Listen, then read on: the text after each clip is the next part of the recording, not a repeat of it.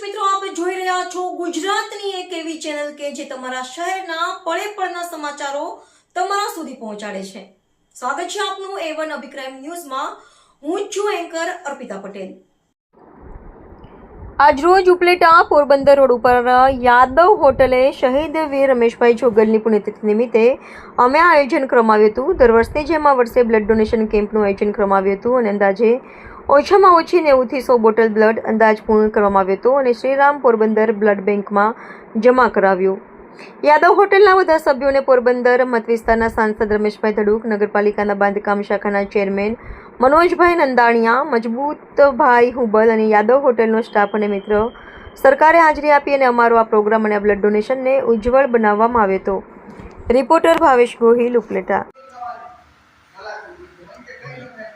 આજરોજ યાદવ હોટલ ખાતે શહીદ વીર આહિર રમેશ જોગલની યાદમાં જે આજે ત્રીજો રક્તદાન કેમ્પ ગોઠવેલ છે એ નિમિત્તે અમે અત્યારે ઓછામાં ઓછી 1 કલાકમાં 45 થી 50 બોટલ રક્ત એકત્ર થઈ ગયું છે અને હવે પછી પણ દર વર્ષે અમે કરીએ છીએ। આ ત્રીજું વર્ષ છે, હવે પછી પણ કરતા રહીશું। અંદાજે કેટલી બોટલનો તમારો અંદાજ છે?